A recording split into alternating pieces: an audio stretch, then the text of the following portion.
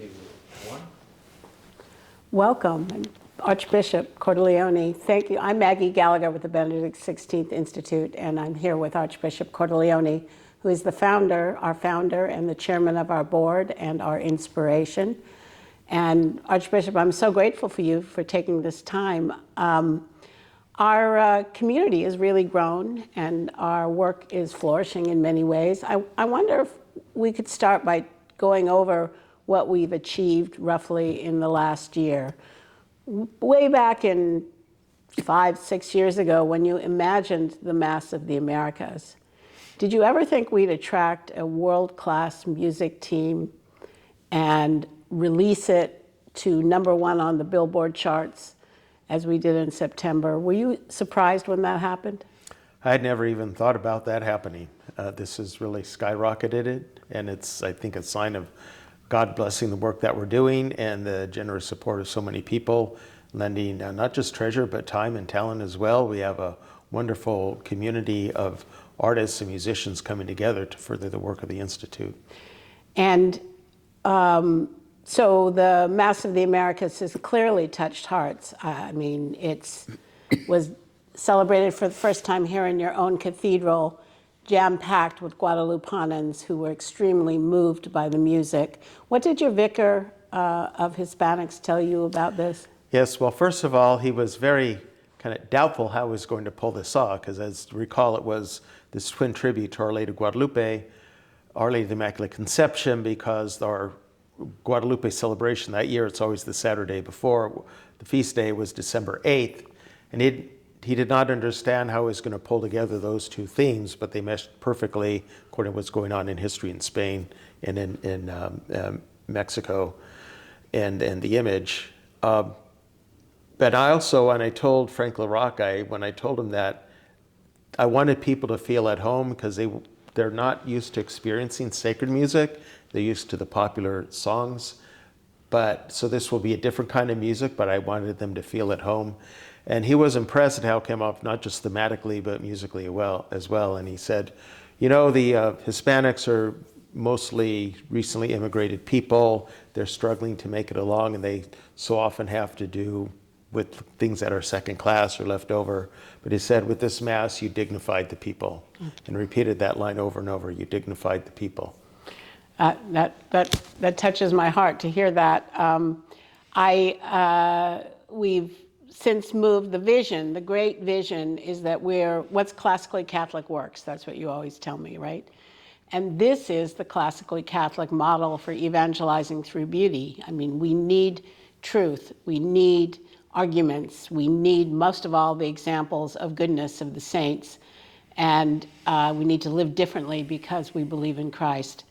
But beauty really speaks to people in a unique way, and it's a problem to leave this great tool, this great force, on the table as we confront modernity and postmodernity and our rapidly decaying public culture, don't you think? Yes, we speak about the three great transcendentals, truth, beauty, and goodness, but they're really sort of doors that open up to the encounter with Christ. And yes, we need arguments. And the Church has a huge treasury of her intellectual tradition. So much wisdom to pull from.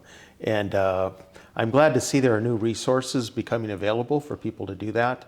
The Church has always led the world in the area of goodness and caring for the poor and the needy and the destitute. Is still the largest private provider of social services in the world.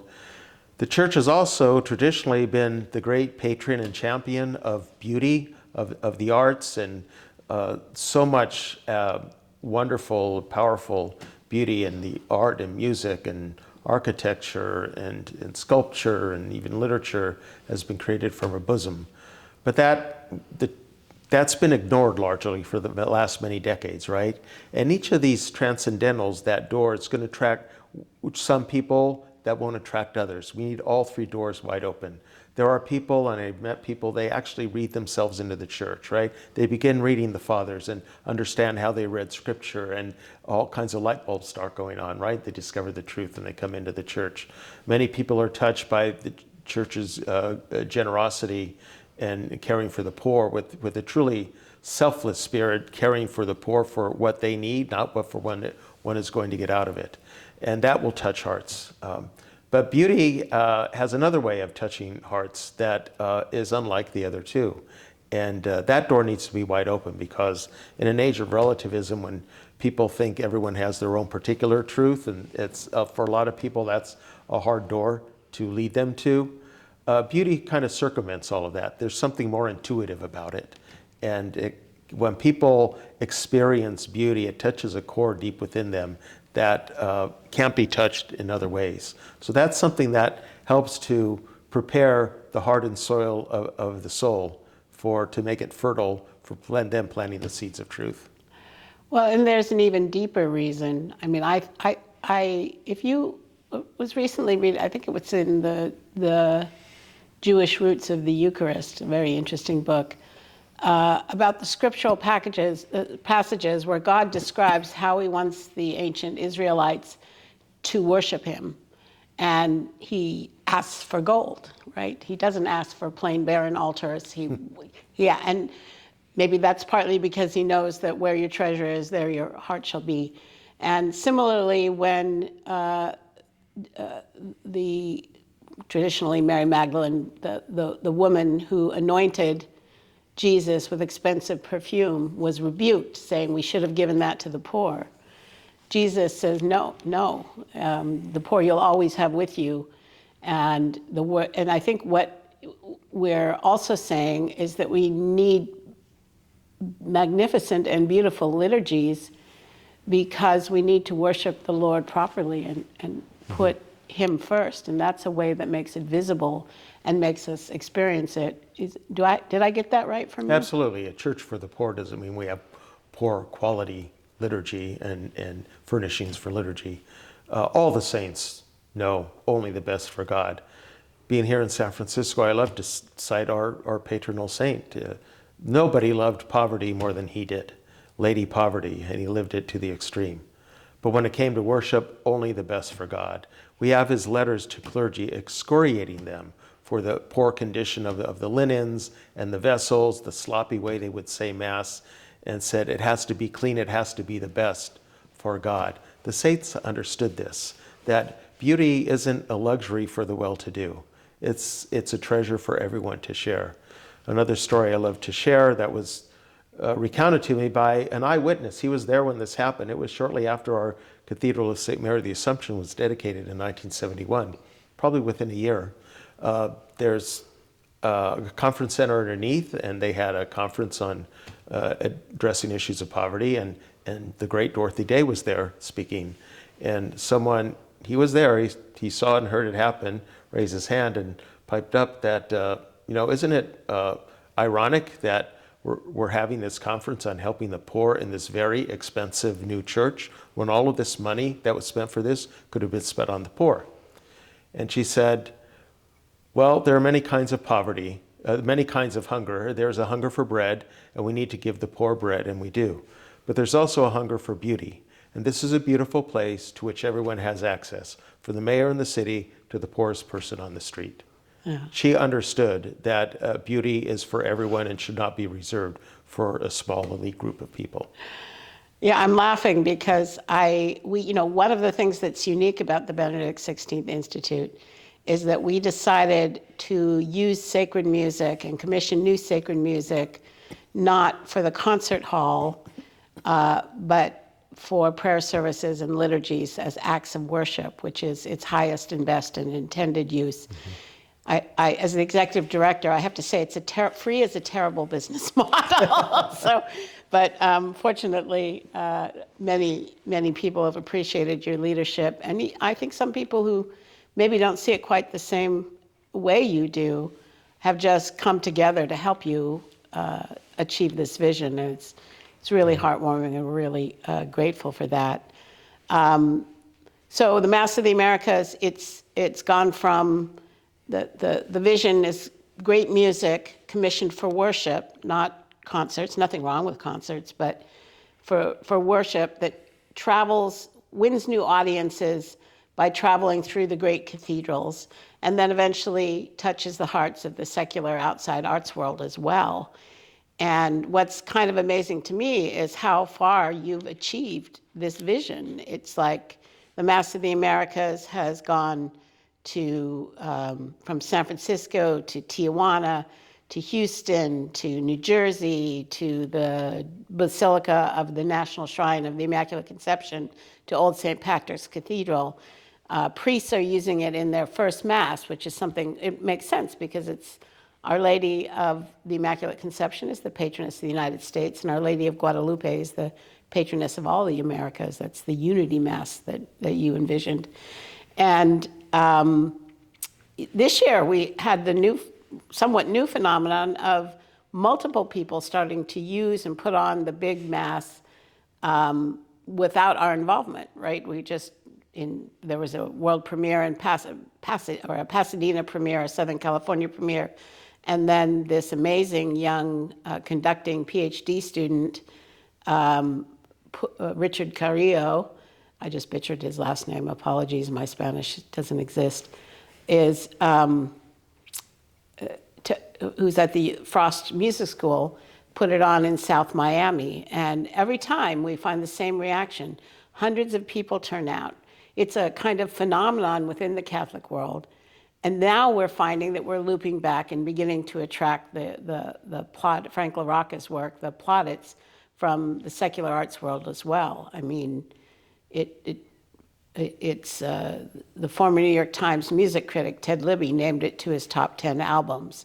And Martin Bokeach said that, who's a working composer, said that to his ear, it's a match for the greats of the Renaissance.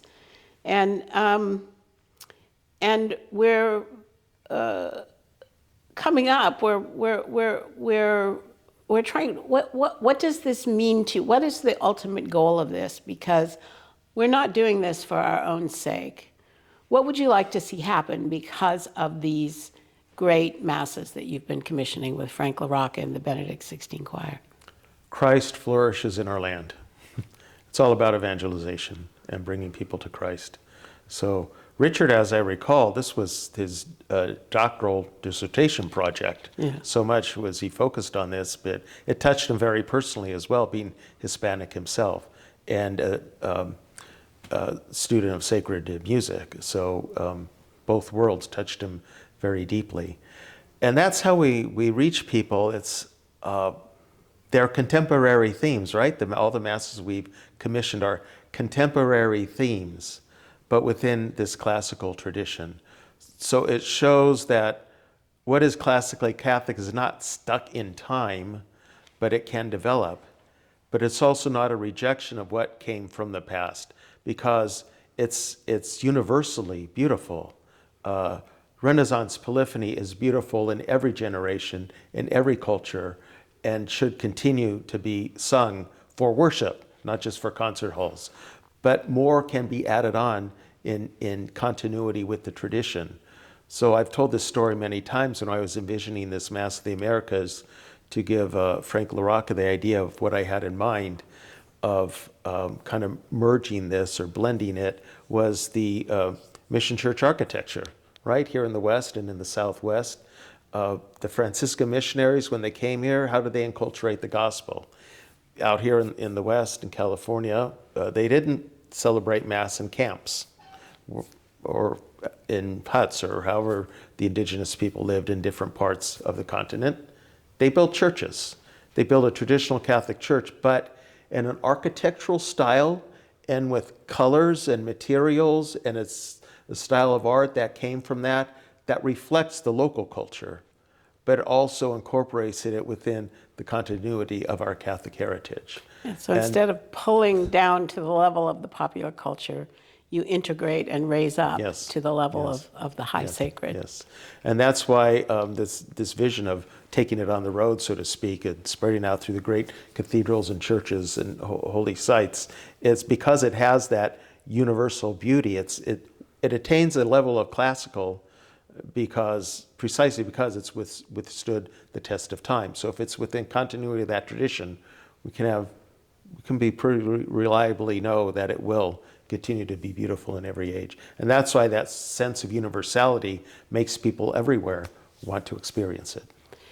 Well, the other thing I can tell you, I don't know if I passed this on to you enough, but the artists are, the number of things that you have caused to come into being just by taking this highly visible stand and showing artists that the church cares about their work and helping to call attention to it.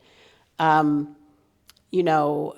Joya and our poet in residence, James Matthew Wilson, came up to me at the Napa Institute this summer and thanked me profusely and said, without your work at the Benedict XVI Institute Archbishop, this new creative writing MFA at the University of Houston, deeply grounding a new generation of writers in both Catholic thought and the highest level of craft, wouldn't have existed, right?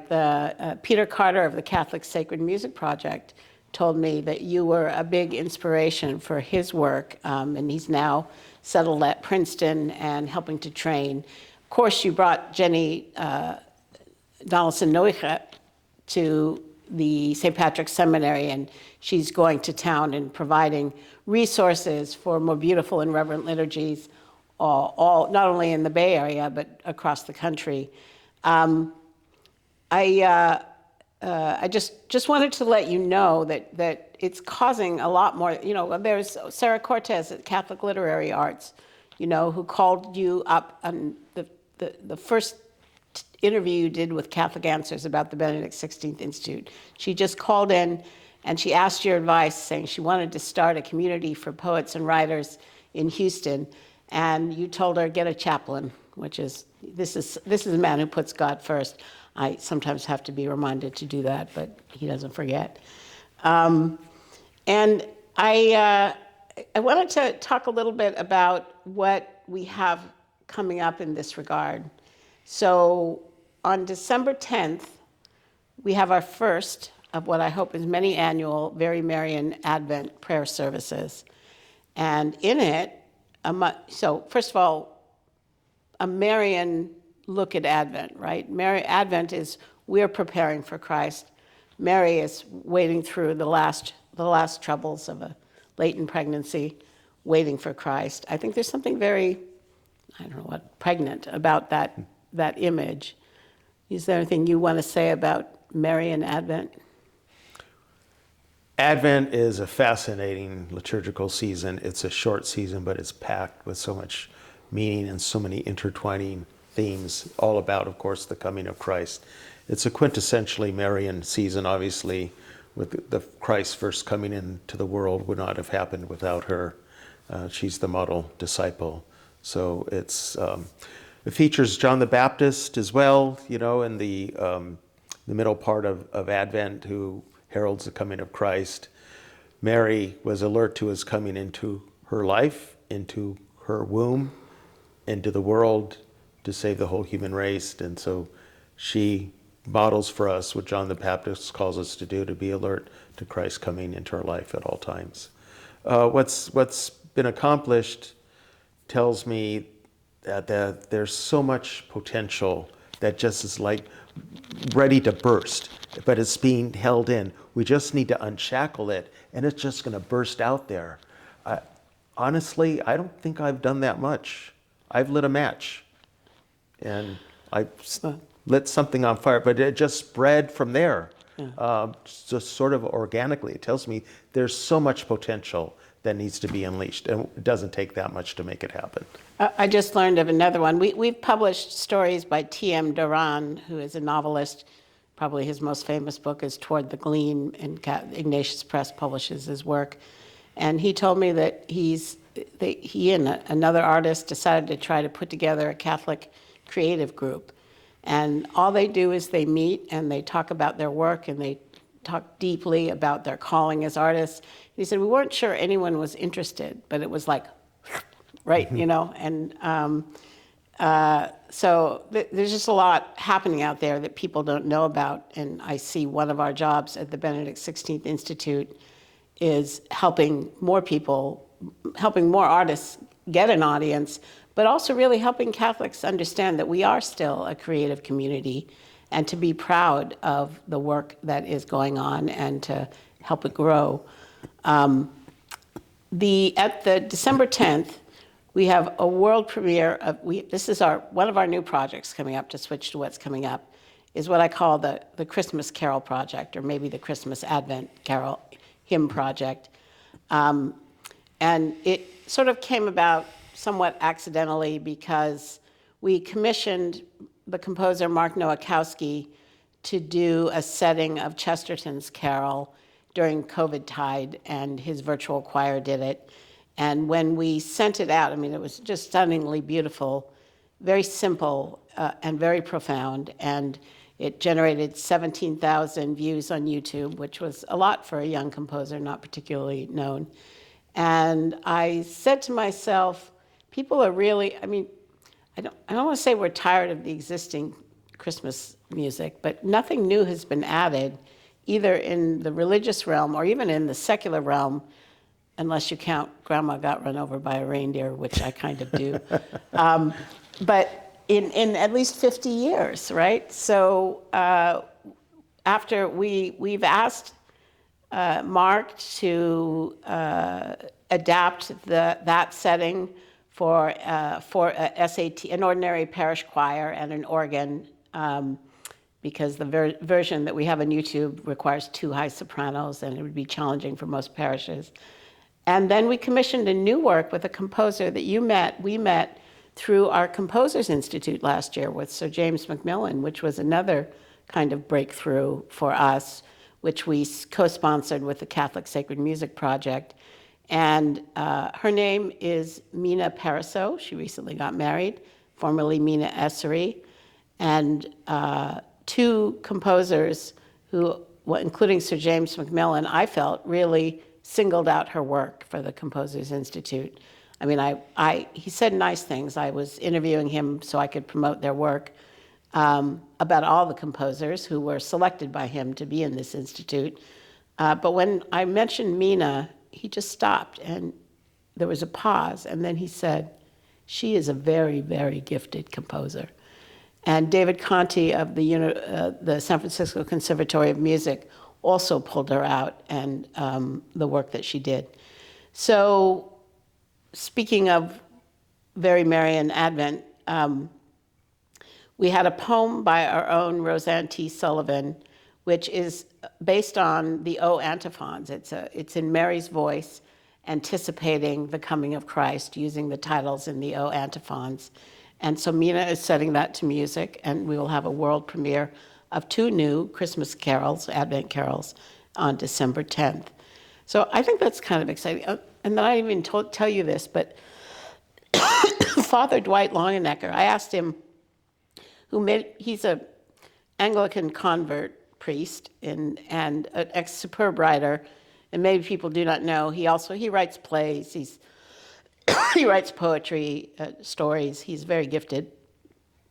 So I asked him for suggestions for Christmas carols, and he said, well, I've always wanted to set this Welsh lullaby, Swagan, something like that, I'm butchering the name, to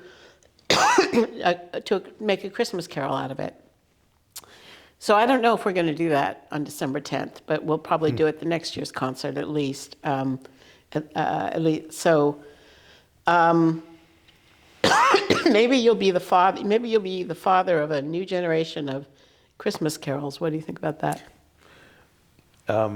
If it's meant to happen, it will. We'll see. It's lighting another fire, and I think this is going to catch on, and we'll have creative composers wanting to join in on it. Oh. Another project we're doing this year, we're launching a Martyrs of Communism project.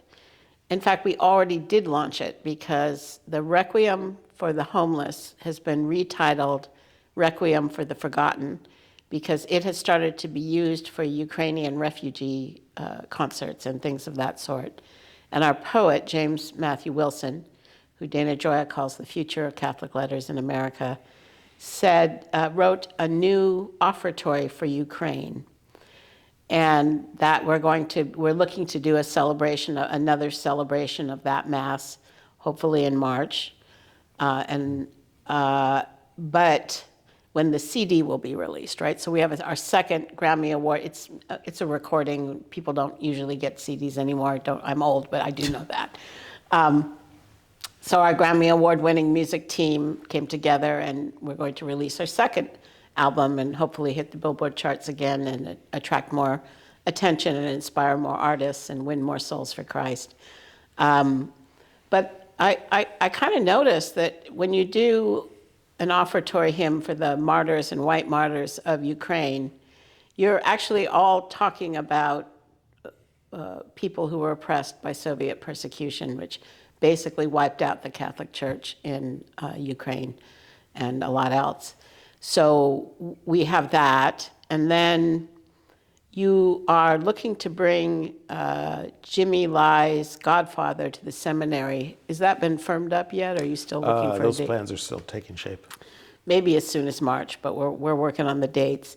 That's Bill McGurn of the Wall Street Journal, and maybe one of Jimmy Lai's sons. And it's a perfect opportunity to share a new hymn for the martyrs, the martyrs of China who were persecuted by communism. And the kind of big idea here is we don't know the story. These martyrs are mostly categorized under their nationalities in the church. So there's martyrs of China, martyrs of Vietnam, martyrs of Cuba. And the commonality that they were all experienced this terrible persecution by an ideology that hated God, that explicitly hated God, means that their stories are not very well known by this generation of Catholics. So we want to launch a project to share with everything: journalism, videos, poetry, hymns, liturgies, short stories, to tell the story so that people understand both the persecution but also the heroism of so many Catholics in the 20th century and continuing into the 21st. What do you think about that idea? I think it's brilliant to group them all together. They all did suffer persecution under a certain ideology that spread around the world. It is the uniting factor of so much that the church has suffered for over 100 years now. Tell us about the Mass for Eucharistic Renaissance. What's that about? That's the next Frank LaRocca new Mass. Yes, we have, as I think many people know, the National Eucharistic Congress next year in July in Indianapolis, and it will be the culmination of 4 Eucharistic processions from the different directions of the country. So we're privileged. I actually did not lobby for this. I had other ideas where it should begin on the West Coast. I wasn't being selfish, but everyone decided it should begin at St. Mary's Cathedral in San Francisco. So we will celebrate that Mass and begin the procession here, crossing the Golden Gate Bridge and all the way then to Indianapolis. I thought that should be the next occasion to commission a Mass by Frank LaRocca called the Mass for Eucharistic Renaissance, in our multifaceted effort to reclaim Catholic belief in the Holy Eucharist. We know there's this decline of Catholics' belief or understanding of it's truly Christ's body, blood, soul, and divinity. So I asked him to compose a Mass specifically for this sense of Eucharistic Renaissance, that we might revive this core part of our Catholic faith and even our Catholic identity. Well, that maybe we should close out with, tell us a little more, teach us a little more about the connection between liturgies that are, I don't know, I mean, the word I want to use is banal, but it's always a miracle, every Mass. But the way we celebrate the Mass in many places, and the loss of belief of a powerful, deep, instinctive, grained, imaginative belief that we are encountering Christ on the altar.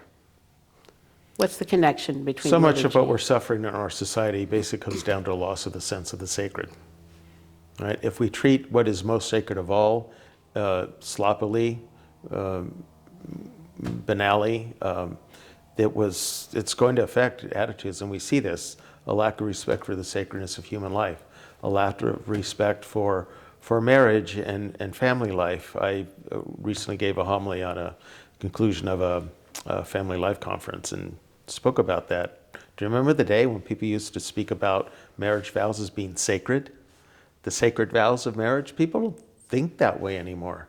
So there's this loss of the sense of the sacred, but that begins in our worship, because that is the sacred coming present among us. And if we lose it there, then we're going to lose it everywhere. So we revive it by reclaiming it there in our worship. What is the sacred? The sacred is that sense of awe and wonder of the presence of God, a power far beyond oneself, in not just in terms of power and majesty, but in terms of time.